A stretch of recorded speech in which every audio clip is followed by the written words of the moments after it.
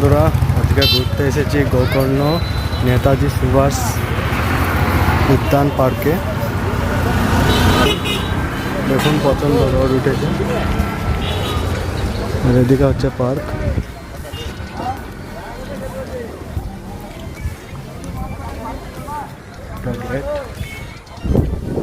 এটা হচ্ছে ticket counter.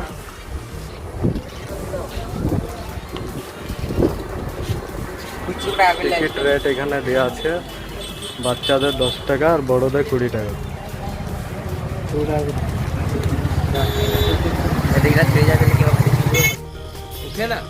বন্ধুরা, খাঁচার ভেতরে যে বিশাল লিজার্ড বা টিকটিকির মতো প্রাণীটি দেখছেন, এর নাম হলো গ্রিন ইগুয়ানা। নাম সবুজ ইগুয়ানা হলেও এদের গায়ের রং কিন্তু ধূসর বা হালকা নীলচেও হতে পারে। এরা মূলত বনের উঁচু গাছের ডালে থাকতে ভালোবাসে এবং এরা পুরোপুরি নিরামিষ ভোজী। এদের মাথার ওপরে একটি বিশেষ তৃতীয় চোখ থাকে, যা দিয়ে এরা স্পষ্ট দেখতে না পেলেও ওপরের শত্রুর উপস্থিতি বুঝতে পারে, তার ছায়া, তার আলোর পরিবর্তন বুঝতে পারে, যার কারণে এরা ওপরের শত্রুকেও ডিসাইড করতে পারে। এইগুলো হলো এর বিশেষত্ব। বন্ধুরা, খাঁচার ভেতরে যে প্রাণীটাকে দেখতে পাচ্ছেন, এটি হলো লাল বান্দর বা রেসাস ম্যাকাক। এর বৈজ্ঞানিক নাম ম্যাকাকা মুলাটা। দক্ষিণ এশিয়ার বিভিন্ন দেশ, বিশেষ করে ভারত ও বাংলাদেশ, এই বানর খুবই পরিচিতি। রেসাস ম্যাকাক অত্যন্ত বুদ্ধিমান এবং সামাজিক প্রাণী। এরা দলবদ্ধ হয়ে বসবাস করে এবং ফলমূল, পাতা, বীজ ও ছোট পোকামাকড় খেয়ে বেঁচে থাকে। প্রকৃতিতে স্বাধীনভাবে গাছে গাছে ঘুরে বেড়ানো এদের স্বাভাবিক জীবন, কিন্তু খাঁচায় বন্দি জীবন তাদের মানসিক ও শারীরিক স্বাস্থ্যের ওপর নেতিবাচক প্রভাব ফেলে। তাই আসুন আমরা বন্য প্রাণীর ভালোবাসি এবং তাদের প্রাকৃতিক অবস্থায় রক্ষা করি।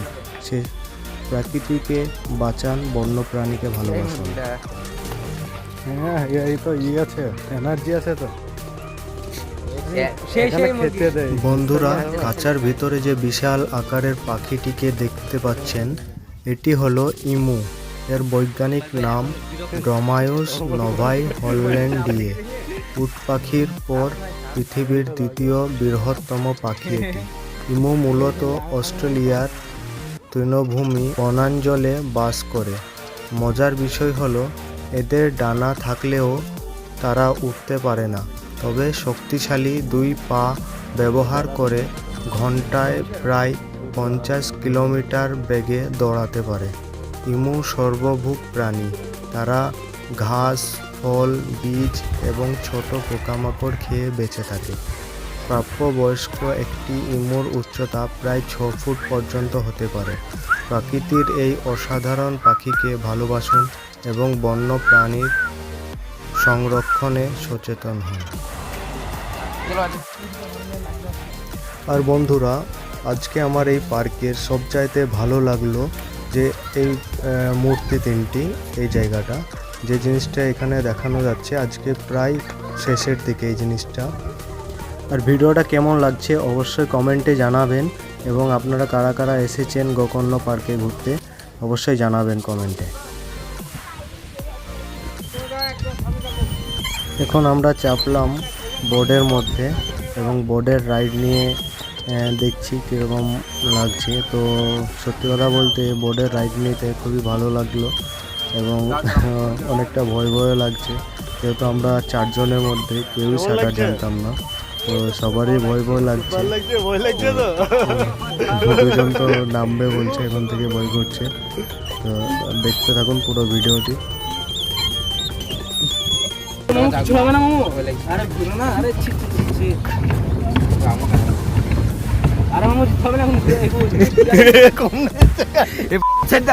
উল্টু ঘুরায় না, উল্টু ঘুরায় না, কম না দিতে গাড়ি, হ্যান্ডেল ঠিক করো।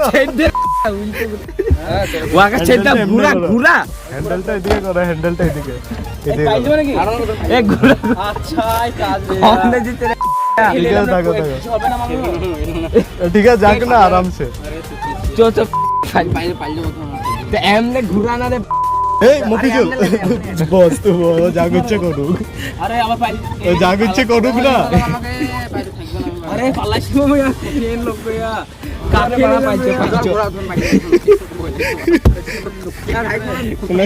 পাইছো আরে তো মেজু দাইল দিন দেতা মেয়েছিলে হকরে বানালে পাইছো তো আরে ছি ছি ছি হচ্ছে হচ্ছে হচ্ছে রাউন্ড কে লে রে বানা ঠিক আছে তুমি নামি দাও না কে তুমি ঘুরে বেড়াও লে চো চো দি তোমার ভাই একটু ঘুরে বেড়াবি চো চো বলেছেন আমি না ভাই থাকবে না নামি দাও 150 টাকা সোনা লিখ দেবো হ্যাঁ না না ওকে নামি দাও দুজন দুজনা আইব হ্যাঁ দুজনা নেম পড়বে হ্যাঁ বলো আস্তে আস্তে দাঁড়া দাঁড়া বন্ধুরা দেখতে পাচ্ছ ওরা অতিরিক্ত ভয় করছিল তাই ওদেরকে নেমে দিয়ে আমরা ঘুরছি হ্যালো ভিউয়ার্স আজকে এসেছি গোকর্ণ পার্কে প্রচণ্ড রোড লাগছে আর চেপেছি আমরা এই বোর্ডে তো বোর্ড থেকে 4 জন চেপে তো 2 জন বসতে পারলো না ভয়ে নেমে পড়লো আমরা 2 জন আছি একটু হ্যাঁ আমরা দুজনে একটু ঘুরে বেড়াচ্ছি করছি আর কি বোর্ডে চাপতে আপনাদের ভয় লাগে কি অবশ্যই কমেন্টে জানাবেন